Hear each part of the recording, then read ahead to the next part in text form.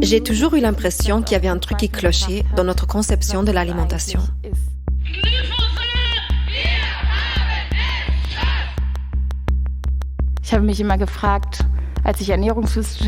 Pendant mes études en nutrition, je me disais, ça peut quand même pas être la seule solution de recommander de manger de la viande blanche ou de dire qu'il faut consommer 5 fruits et légumes par jour pour avoir sa bonne dose de vitamines.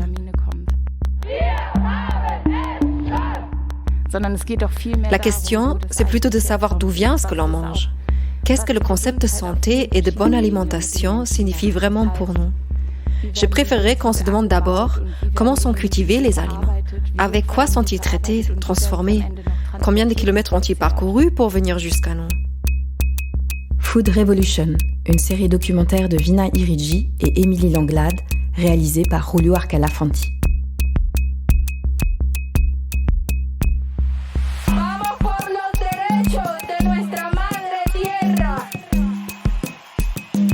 Manger est un acte politique.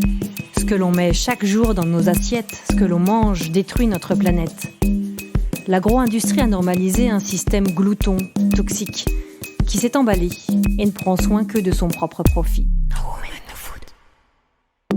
Cette première saison, No Woman, No Food, partage la voix de 7 femmes du monde qui révolutionnent à leur échelle les systèmes alimentaires. Paysannes, activistes, gardiennes d'un héritage culinaire menacé, elles ont choisi de cultiver un autre rapport à la terre, à contre-courant du modèle dominant. Des histoires de rébellion, de résistance, de gastronomie, de révérence à la nature qui résonnent depuis 4 continents. La terre gronde, leur voix s'élève. La Food Revolution est en marche.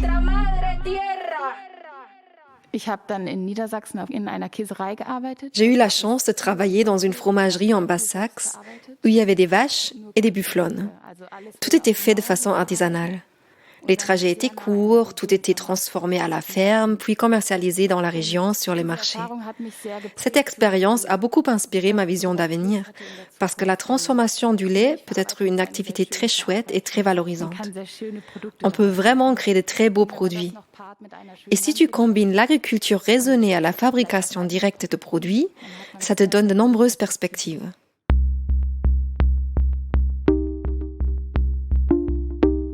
Caroline Barth, fromagère et activiste Slow Food Youth Allemagne, Bielefeld. No Woman, No Food.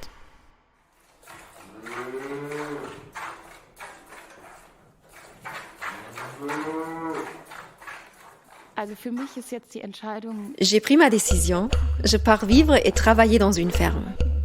Là-bas, c'est moi qui serai chargée de la traite des vaches, de la production de fromage et de la vente en direct. C'est un projet qu'on réalise entre amis.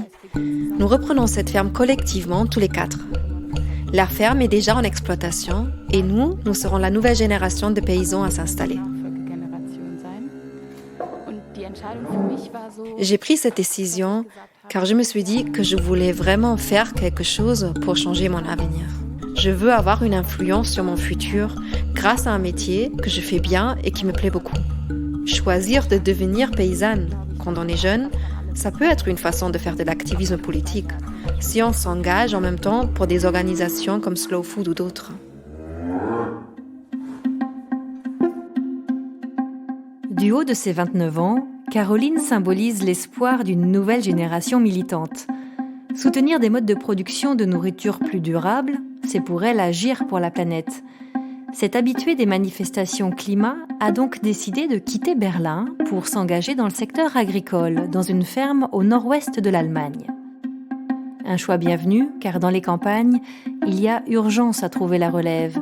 D'ici 2030, un quart des agriculteurs et agricultrices d'Europe partiront à la retraite.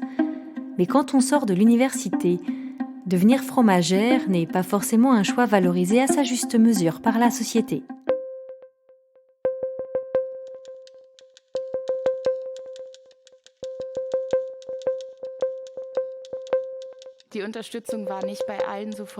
Au début, je n'ai pas forcément eu le soutien de tout le monde. Mais quand mes proches et mes amis ont vu que ce travail m'épanouissait et que je le faisais bien, avec passion et que mes fromages étaient délicieux, on m'a dit que c'est une décision très courageuse. Car quand tu as une licence, on s'attend à ce que tu continues plus loin sur la voie universitaire. Il m'a fallu un peu de courage pour suivre ma propre voie. Mais aujourd'hui, j'en suis très heureuse car je travaille pour mon propre avenir.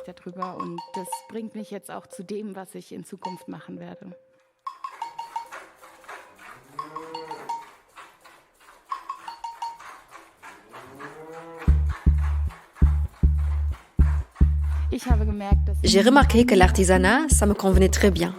Je suis plutôt une personne de terrain, très pragmatique. Les choses théoriques, ça m'intéresse moins si je n'ai pas le droit de mettre la main à la pâte.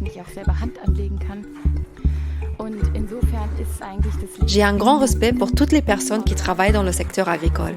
Elles doivent être compétentes sur de nombreux domaines. Elles ont plein de ressources et de talents. Moi, je les admire beaucoup. Je sens que je peux m'épanouir pleinement dans ce milieu.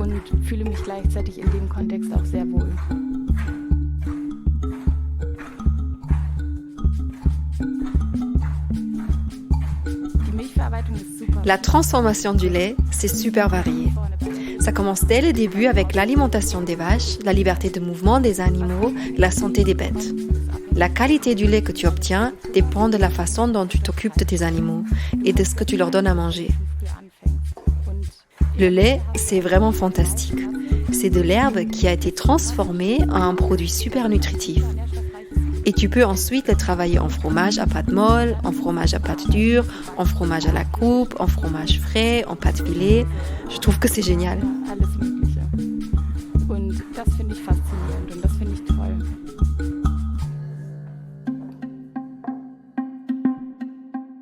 Quelle agriculture voulons-nous pour nourrir l'Europe ? Chaque année, des milliers de petites fermes disparaissent dramatiquement, avalées par de méga grosses entreprises. Place aux toujours plus gros, où toujours plus de machines et de chimie nourrissent les populations. Les politiques européennes ont clairement choisi de favoriser l'agro-industrie, aux dépens du respect de l'environnement et des principes de précaution pour la santé. Caroline, elle, raconte un métier artisanal, à petite échelle. Défendre comme elle un modèle paysan régional, bio, respectueux des personnes et des animaux, avec exclusivement des circuits courts, c'est défendre un système de production beaucoup plus résilient, qui peut s'émanciper des lois féroces du marché. Mais ce modèle est encore très minoritaire. En Allemagne, à peine 10% des exploitations font du bio.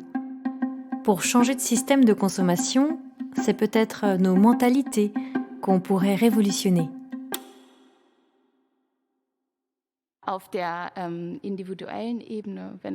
C'est vrai que j'aime parler avec les gens et mener des discussions qui nous amènent à réfléchir ensemble. Par exemple, je mène souvent des débats sur la durabilité du lait d'avoine par rapport au lait de vache.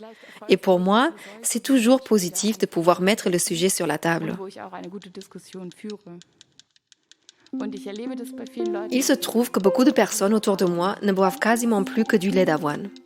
C'est tout à fait OK, mais pour autant, je ne pense pas qu'on puisse diaboliser le lait de vache. C'est clair que moi, jamais j'achète du lait si je ne sais pas d'où il vient. Pareil, il est hors de question que j'achète du lait premier prix dans les supermarchés. Mais pour les deux produits, le lait d'avoine comme pour le lait de vache, l'important, c'est d'abord de savoir son origine. On ne peut pas simplement dire l'avoine oui, le lait non. C'est à chacun de s'informer et de se dire « Ok, soit j'achète du lait de vache de cette exploitation, soit, si je ne trouve pas d'exploitation raisonnée dans ma région, alors j'achète du lait d'avoine. » Mais si tu n'as pas de marque régionale de lait d'avoine, eh bien tu manges à nouveau un produit importé qui provient d'un autre pays, peut-être même que ça vole des terres cultivables qui auraient été beaucoup plus importantes pour autre chose. Ce n'est pas tout noir ou tout blanc, il faut vraiment réfléchir à l'impact de nos aliments. En Allemagne, j'ai l'impression que les gens n'ont pas l'habitude de penser à l'alimentation de cette manière, parce qu'il est beaucoup plus facile d'aller vite fait au supermarché. Mais le réseau Slow Food peut aider à ce que le sujet grandisse, à ce que les gens soient mieux sensibilisés et comprennent qu'il y a de super bons produits qui ne se trouvent pas dans les supermarchés, mais sur les marchés locaux, dans les AMAP ou avec les services de livraison en direct. Je pense que ces systèmes de consommation peuvent vraiment nous inspirer.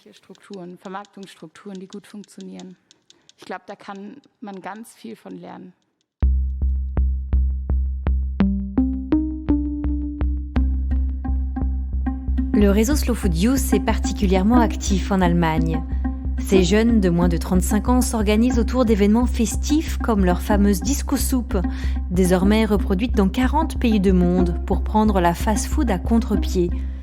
Leur stratégie militante est de s'allier avec d'autres activistes de leur génération, comme Fridays for Future ou le Mouvement international pour la souveraineté alimentaire, afin de plaider auprès des politiques pour un renouveau agricole et alimentaire. Et cela passe aussi par les représentations et la place des femmes.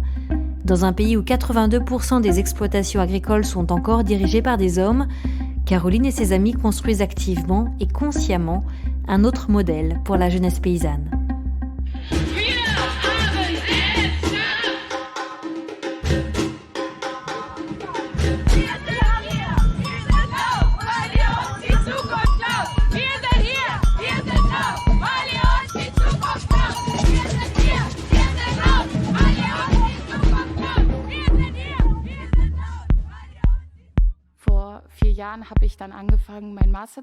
J'ai commencé mon master il y a 4 ans, alors que j'avais déjà travaillé en tant que fromagère. J'avais décidé d'étudier à Münster, une ville où le groupe Slow Food Youth est très actif. Ça m'a tout de suite enthousiasmée.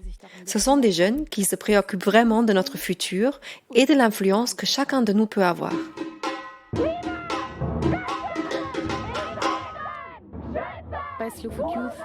Je fais maintenant partie de l'équipe de direction du réseau Slow Food Youth en Allemagne. On organise beaucoup de campagnes de sensibilisation, de communication autour de l'alimentation. On parle aux consommateurs pour qu'ils comprennent leur influence dans le système. Nous formulons aussi des revendications politiques pour bien souligner que cela ne relève pas seulement de la responsabilité de chacun. C'est avant tout à la politique d'agir. Et pour nous faire entendre, on fait différentes actions. Par exemple, les disco soup, qui s'opposent au gaspillage alimentaire. On cuisine, on danse de la musique forte pour montrer comment sauver la nourriture. Mais aussi comment réfléchir aux solutions que nous avons tous à portée de main.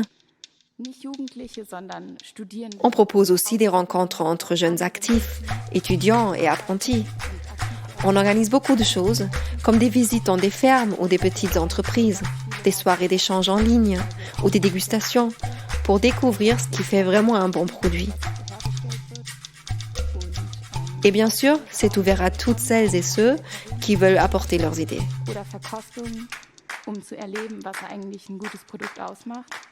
Und jeder, der da irgendwie vorbeikommen möchte und Lust auf eine bestimmte Sache hat, kann vorbeikommen und das machen.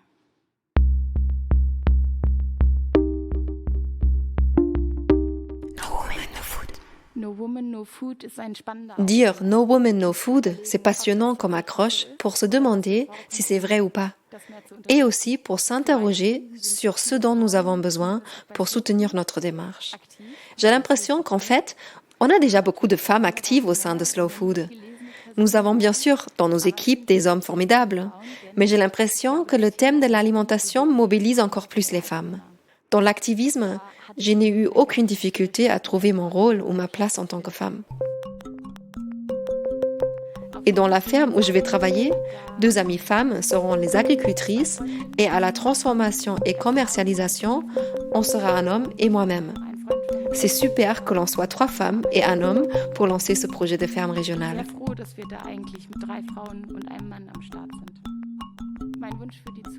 Mon souhait pour l'avenir serait que l'on valorise mieux les produits alimentaires et que même en période difficile, on soit prêt à donner de l'argent pour cela.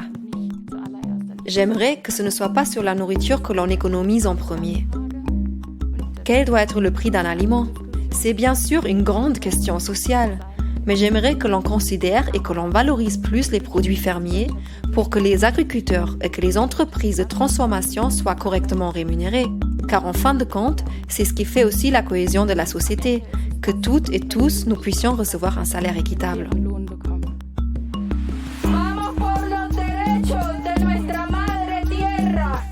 Cette série documentaire a été réalisée en coopération avec la Heinrich Böll Stiftung France lors du rassemblement de l'organisation Slow Food International à Turin. Création sonore et musique originale de Julio Arcala Fanti. La voix que vous entendez dans le générique qui soulève l'espoir des foules est celle de l'afro-colombienne Francia Marquez, activiste féministe pour le droit à la terre. Ce podcast Food Revolution est dédié à toutes ces activistes du monde.